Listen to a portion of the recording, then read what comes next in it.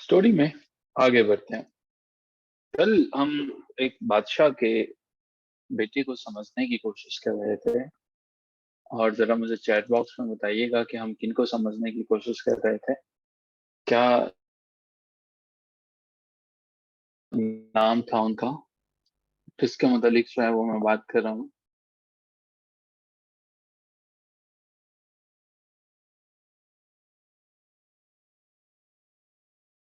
हमें आज औरंगजेब के बारे में समझना है। औरंगजेब बादशाह था, शाहजहां का बेटा था, लेकिन हमेशा से चीजें ऐसी ना थी। औरंगजेब आलमगीर के बारे में कुछ बेसिक चीजें, और फिर उसके बाद पीपीएससी में जितनी चीजें जो हैं वो अभी तक पूछी जा चुकी हैं, उनको डिस्कस करने हैं। सो जी, औरंगजेब तीसरा बेटा था शाहजहां का, थर्ड सन। शाहजहां इसके बाप का नाम था, और माँ का नाम जो है वो मुमताज, वही मुमताज जिनके लिए ताज महल बनाया गया, मुमताज महल के नाम से। बचपन में बड़ा सीरियस माइंडेड रहने वाला बच्चा था, संजीदगी से चीजों को समझा करता था। जो चीजें समझ में नहीं आती थी उन पे गौर किया करता था, और यही वजह है औरंगजेब आलमगीर के नाम से जाना जाने वाला ये शख्स जो है, ये हमेशा से बचपन से ही एक तो संजीदा रहता, और दूसरी जितनी भी चीजें थी, ड्रिंकिंग वगैरह वगैरह वगैरह, उन सब से गुरेज करता, उन सब से अवॉइड करता। औरंगजेब आलमगीर जो है, मिलिट्री, फौज, मिलिट्री के अंदर बड़ी दिलचस्पी लेता था। यही वजह है कि जब आप सोचते हैं चीजों को गहरे तरीके से, एक चीज आपकी बेहतर होती चली जाती है, और वो आपकी एडमिनिस्ट्रेटिव स्किल्स होते हैं। औरंगजेब आलमगीर ने इन तमाम चीजों के साथ साथ आर्मी में रहते हुए, मिलिट्री में रहते हुए, एक चीज का क्रेज पाने की कोशिश की, और वो पावर था। यही वो पावर थी जिसने इसके भाइयों के साथ इसको लड़ा दिया। देखिए, औरंगजेब को तख्त के लिए तैयार नहीं किया जा रहा था, बल्कि ये तैयार किया जा रहा था दारा शिकों को। दारा को आप सब जानते हैं। दारा जो है, ये शाहजहां का बेटा था। दारा जो है वो इसको तख्त दिया जाना था, और इसके बाप ने, शाहजहां ने, ये सोचा था कि तख्त जो है वो इसको दिया जाएगा। लेकिन सिचुएशन जो है कुछ बदल जाती है। औरंगजेब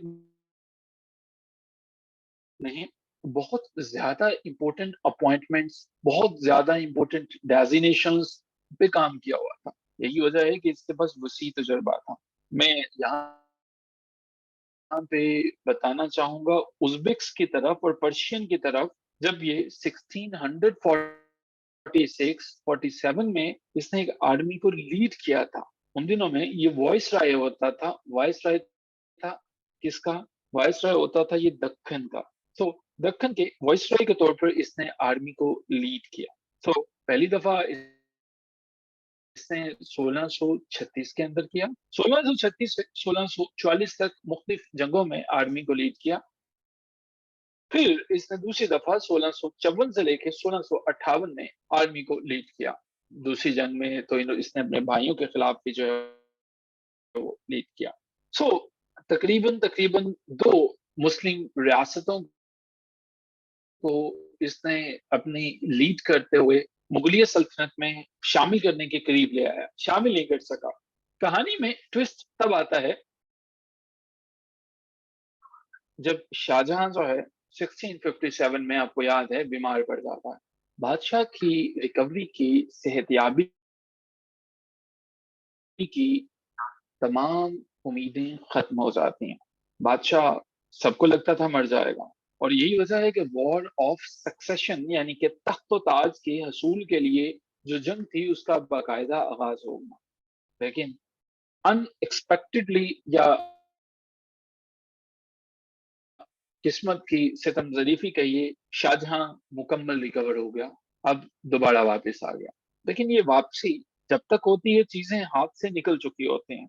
अब की दफा औरंगजेब ने 1657, जब शाहजहां पहली दफा बीमार होता है, سے لے کے 1659 تک، ان 2 سالوں کے اندر چیزیں اتنی ہی ڈرامائی انداز میں تبدیل ہوئی جتنی آج آپ پاکستان میں بھی دیکھتے ہیں کہ 2 سال پہلے جو پاکستان کی حالت تھی وہ کیا تھی اور آج کیا ہے. سو شاہجہاں سے تخت و تاج چلا گیا.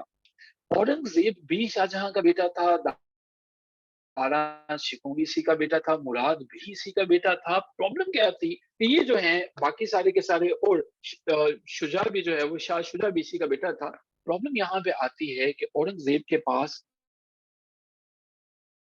Tactical and strategical military skills, tactics کے ساتھ جو ہیں وہ اس نے چیزوں کو ڈیل کرنا شروع کیا، اور اس کے ساتھ ملٹری اسکلز تو تھی. ان دونوں چیزوں کو جب اس نے شامل کیا تو یہ اپنے بھائیوں سے سبقت لے گا. دارا کو اس نے سموگھر کے مقام پر شکست دی تھی.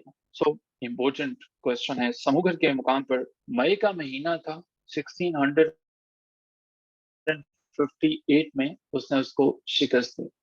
1658 میں جب اس نے اپنے بھائی کو شکست دی تو اپنے باپ کو، میں نے بتایا تھا، آگرہ کے اندر قید کر دیا. اورنگزیب جب پاور میں آ رہا تھا اس نے اپنے باقی بھائیوں کو ایگزیکیوٹ کر دیا، قتل کر دیا. ایگزیکیوٹ کر دیا. سو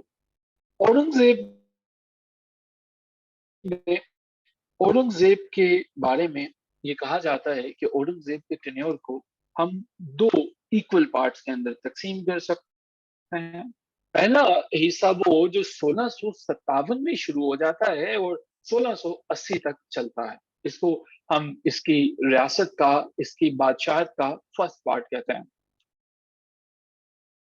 ایسا کیا تھا فرسٹ پارٹ کے اندر؟ دیکھیے، اورنگزیب ایک کیپیبل مسلم تھا، مناک تھا، بادشاہ تھا، لیکن جو ریاست تھی کیا وہ بھی مسلمانوں کی تھی یا وہ کسی اور کی بھی تھی؟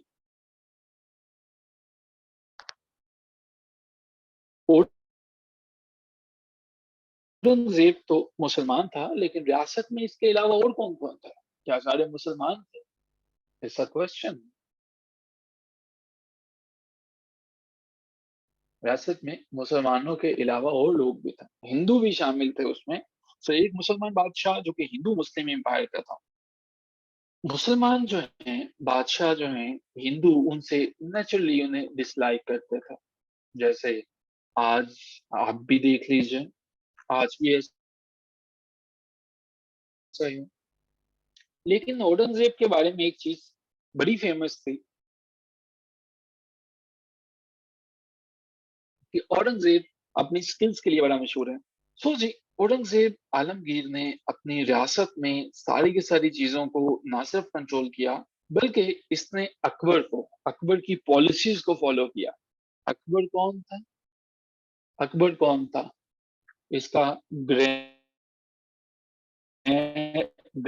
Grand father.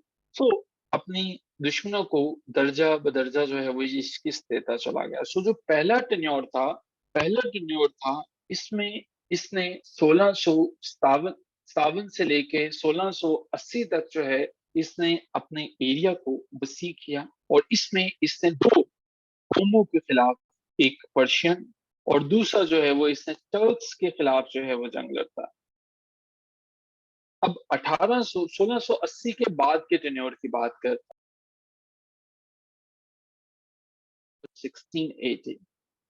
اب کی دفعہ 1680 کے بعد بادشاہ کے رویے میں کچھ تبدیلی آنا شروع ہو جاتی ہے. یہ نیچرل ہے، یہ جیسے جیسے آپ عمر میں پروسیڈ فردر کرتے ہیں، آگے چلتے ہیں، آپ کے رویوں کے اندر جو ہے وہ تبدیلی آتی چلے جاتی ہے. And it's natural thing. اور اگر ایسا نہیں ہوتا تو یقیناً it is something that is alarming. Aurangzeb کے رویے میں نہ صرف تبدیلی آئی بلکہ اس نے اپنی جو رعایا تھی ان کو اپنے قریب کر لیا. انصاف کرنا پہلے بھی کرتا تھا لیکن اس نے مزید جو ہے وہ انصاف کو اپلائی کرنا شروع کر دیا. لیکن اس کے ساتھ ساتھ 1679 میں اس نے اسلامی روایات کو بھی برقرار رکھا کہ جزیہ جو کہ اکبر نے ختم کر دیا تھا، اس نے اس کو بحال کر دیا، ریزیوم کر دیا. تو جب اس نے جزیے کو بحال کیا، بہت سی ریاستیں ایسی تھی جہاں پہ بغاوت اٹھتی ہے، اور پہلی بغاوت اٹھتی ہے راجپوت کی طرف سے. راجپوت تک یہ جنگ میں برسر پیکار رہا. سو اورنگزیب جو ہے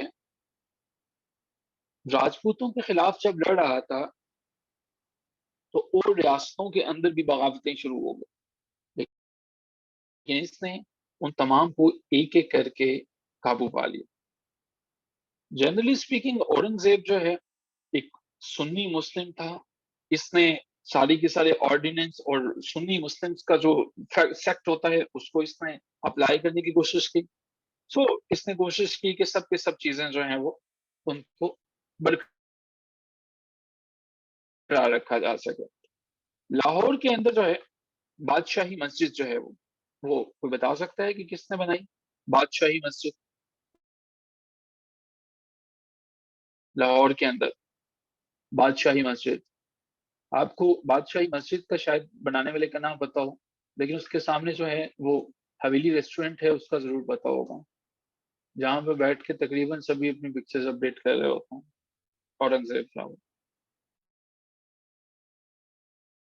اورنگزیب عالمگیر جو ہیں وہ انہوں نے ڈیفینیٹلی بنائی.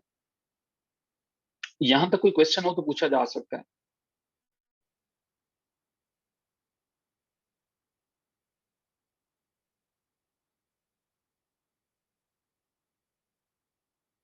اوکے. سیریس مائنڈیڈ تھا بچپن سے آمنا سہرش، اور اس نے اورنگزیب عالمگیر نے کبھی جو ہے وہ شراب کو، ڈرنکنگ کو بچپن سے ہاتھ نہیں لگایا. اب ہم وہ کوشچن سارے کے سارے کرتے ہیں جو کہ کمیشن کے پیپرز کا حصہ رہ چکے ہیں. نمبر 22 سے آنورڈ، مغلیہ سلطنت کا جو آخری بادشاہ تھا، عظیم بادشاہ، وہ اورنگزیب عالمگیر تھا. اورنگزیب عالمگیر سے پہلے اتنا عظمت رفتہ بادشاہ کوئی نہیں گزرا تھا، کیونکہ اورنگزیب جو ہے یہ اس کے متعلق ساری چیزیں جو ہیں وہ آپ دیکھ چکے ہیں. کسی نے پرسنل میسج میں پوچھا کہ یہ کب بنائی گئی تھی؟ 1673 میں لاہور کے اندر بادشاہی مسجد جو ہے وہ بنائی گئی 1673 میں. 1660 میں جو ہے وہ ریسٹوریشن ایج شروع ہوتی ہے، تو اس سے 13 سال بعد جو ہے وہ یہ بنائی جاتی ہے. سو جی، اورنگزیب جو ہے اس کا ٹینیور انڈیا کے اوپر بڑا زبردست رہتا ہے. یہی وجہ ہے کہ دکن کے اندر دکن پالیسی جو ہے اس کو آرکیٹیکٹ کرنے والا، اس کو بنانے والا بھی جو ہے وہ اورنگزیب تھا. یہ دکن پالیسی جو ہے وہ بڑی کارآمد ثابت ہوئی تھی، بڑی معاون ثابت ہوئی تھی بعد میں آنے والے لوگوں کے لیے. یہ اورنگزیب ہی وہی بادشاہ تھا جس نے for the very first time جو ہے وہ بین کر دیا تھا میوزک کو اس نے بین کر دیا تھا. اورنگزیب کا ٹینیور کوئی 49 سال تک چلتا رہا، 49 ایئرز تک جو ہے وہ یہ چلتا رہا. اس کا اسکرین شاٹ لے لیجیے گا تاکہ ہم یہاں سے آگے بڑھ سکیں.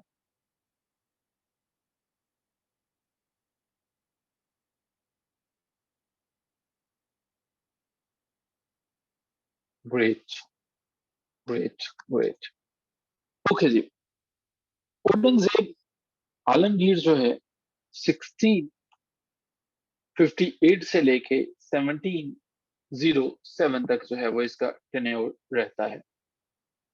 اس ٹینیور میں اورنگزیب عالمگیر لاہور میں کچھ اور بھی تعمیر کرواتا ہے.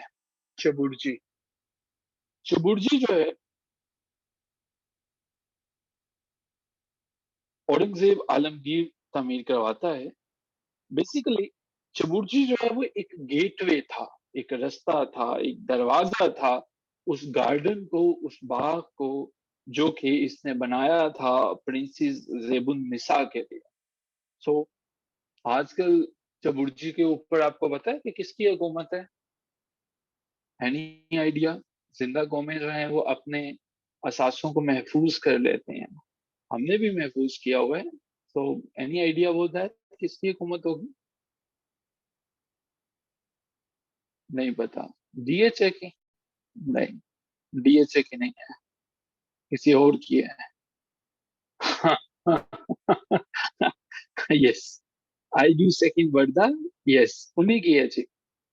تو جی یہ مونیومنٹ ہے جو کہ 1646 کے اندر جو ہے وہ کمپلیٹ کیا جاتا ہے.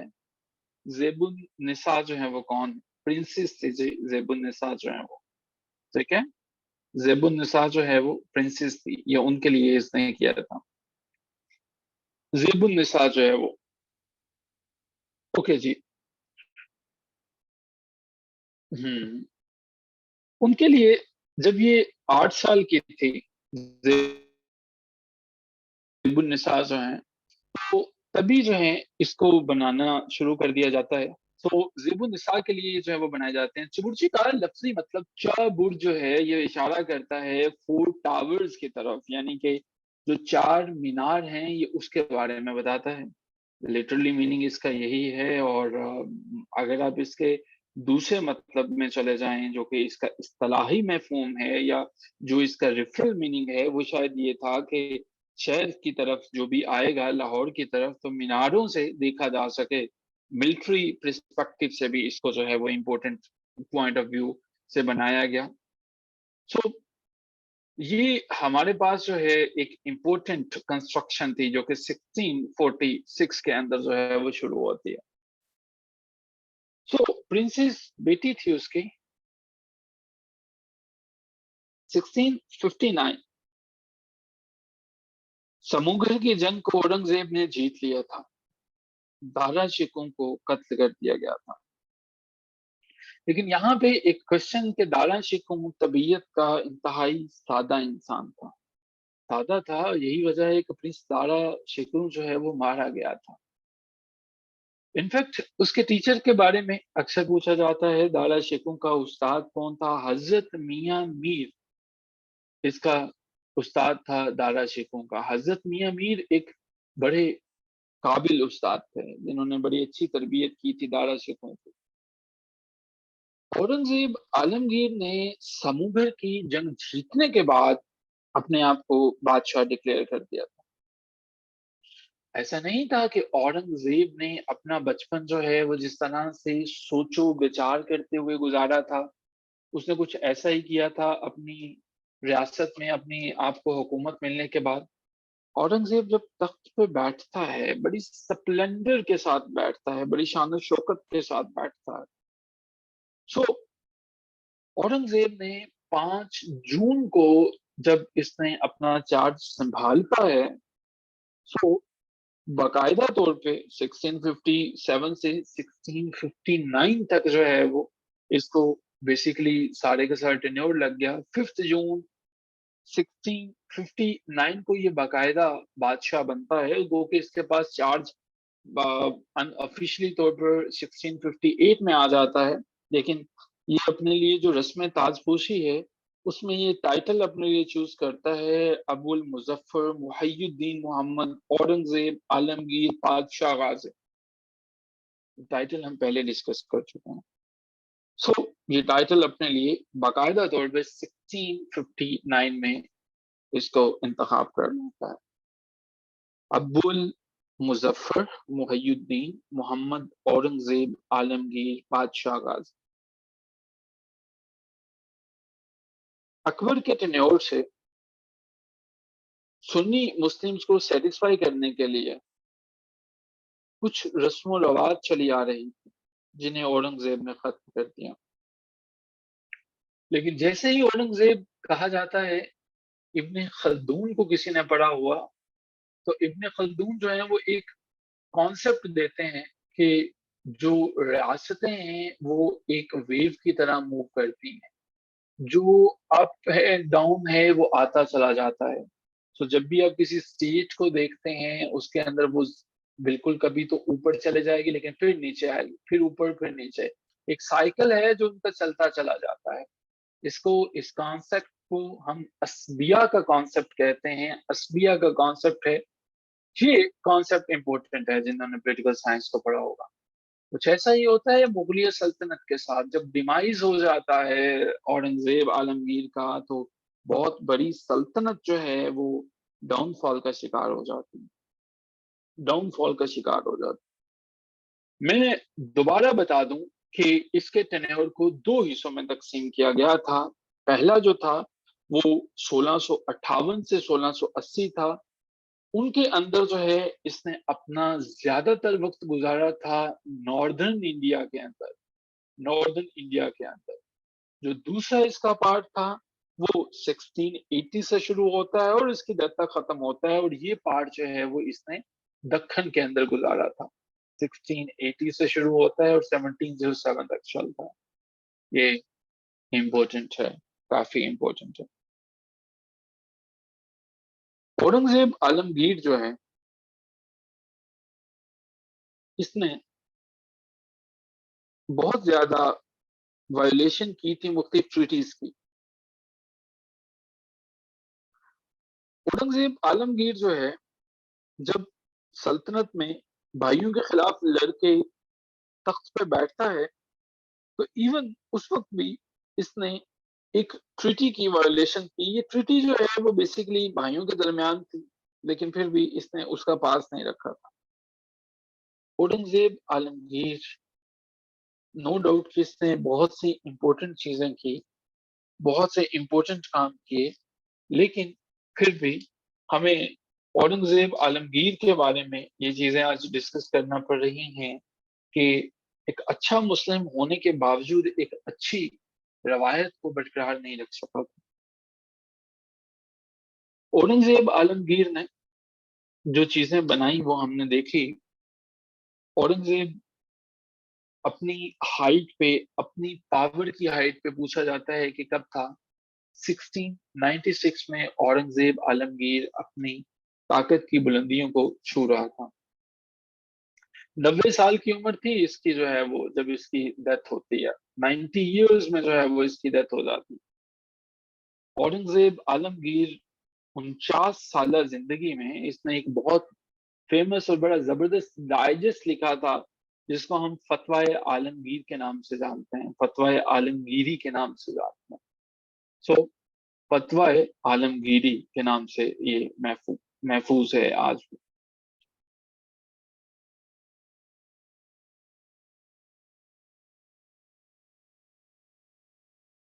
औरंगजेब आलमगीर जो है इसकी कोशिश थी कि मैं कुछ मुख्तलिफ करूं।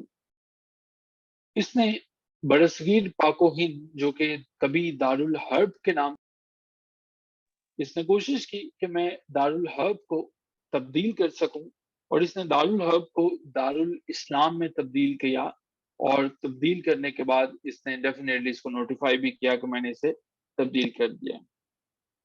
सो जी, औरंगजेब आलमगीर के बाद मुझे बताइएगा कि कौन से हमारे पास जो है वो इसके बाद वाले जो शहनशाह आते हैं वो इम्पोर्टेंट नहीं है उनको डिस्कस करना।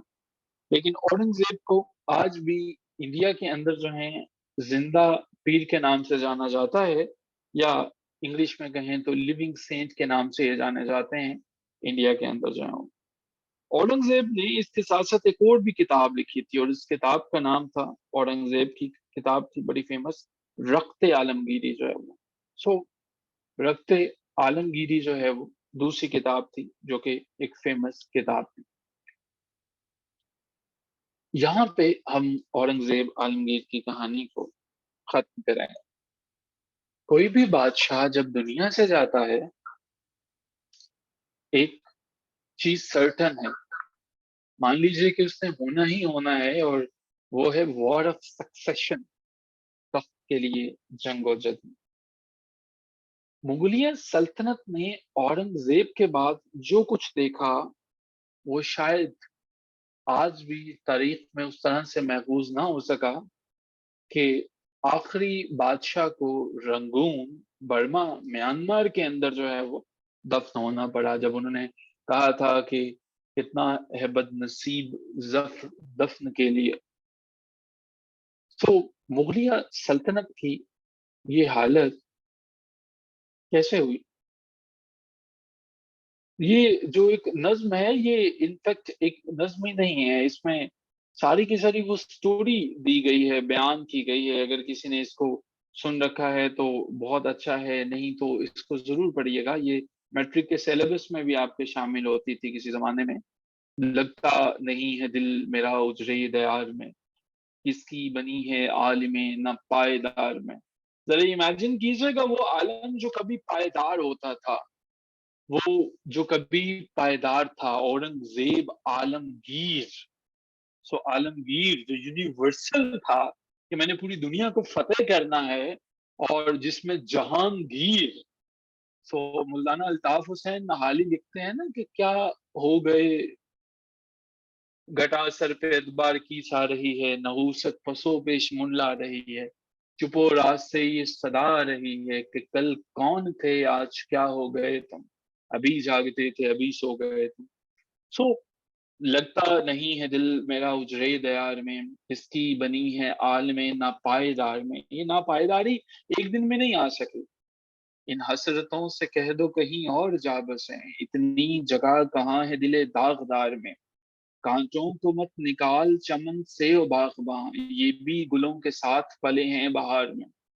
سو کانٹوں کو مت نکال چمن سے و باغباں کہ یہ جو اب تکلیفیں ہیں ہماری یہ ریموو نہیں کیجیے. یہ مغلیہ سلطنت میں یہ بھی گلوں کے ساتھ پلے ہیں بہار میں. بلبل کو باغباں سے نہ سیاد سے گلا، قسمت میں قید لکھی تھی فصل بہار میں. اور کتنا ہے بد نصیب ظفر دفن کے لیے، 2 گز زمیں بھی نہ ملی کوئی یار میں. سو یہ ساری کی ساری چیزیں یہ سٹوری ہے، یہ جو اس کا ڈاؤن فال ہوتا ہے اس کا. سو اورنگزیب عالمگیر کے بعد وار آف سکسیشن ہوتی ہے. اس کے 4 بیٹے ہوتے ہیں. ان 4 بیٹوں میں شاہ عالم تھا جو کہ بہادر شاہ کے ٹائٹل کے ساتھ جو ہے وہ پہلے آ جاتا ہے. سو شاہ عالم جس کا ٹائٹل جو ہے وہ بہادر شاہ تھا، اور بہادر شاہ کے ٹائٹل سے جو ہے وہ یہ تخت پہ آ جاتا ہے. بہادر شاہ صرف نام کا بہادر تھا. ویسے ہی جیسے نیسلے کے دودھ میں جو ہے وہ نام کا دودھ ہوتا ہے، یا ویسے ہی جیسے ہمارے ہاں پاکستان کے اندر مختلف پاور کینڈیز کے اندر جو ہے وہ نام کی پاور ہوتی ہے، ویسے ہی بہادر شاہ بھی نام کا بہادر تھا. بہادر شاہ کا دور حکومت ایک بہادری کے ساتھ جو ہے وہ 1707 میں شروع ہوا، 1712 میں ختم ہوا. بہادر شاہ ایک چھوٹی سی ریوولٹ کو کنٹرول نہیں کر پایا، بغاوت کو کنٹرول نہیں کر پایا، اور وہ بغاوت وہی بغاوت تھی جو کہ 1712 میں سکھوں کی طرف سے کی گئی، اس کی جان بھی لے گئی. بہادر شاہ ایک ایسا پرسن تھا جس میں کہنے کو سب کچھ تھا لیکن ہیڈ نہیں تھا. اس کو ہیڈ لیس کنگ کہا جاتا ہے، ایک ایسا بادشاہ کہا جاتا ہے اورنگزیب کے بعد آنے والا کہ جس میں عقل نام کی کوئی برے تھے، یا اتنی بری تربیت کر کے گیا تھا کہ اس کے بچے جو ہیں وہ اچانک سے ساری کی ساری چیزیں خراب ہوتی چلے گئی. دیکھیے ان تمام چیزوں کو دیکھنے کے لیے ہمیں پیچھے جانا پڑے گا. سو 1649 میں نے آپ کو بتایا ایک پرنسس جو ہیں وہ پیدا ہوتی ہیں، ان کا نام میں نے بتایا تھا. بتا سکتے ہیں وہ نام کیا تھا جو میں نے بتایا تھا؟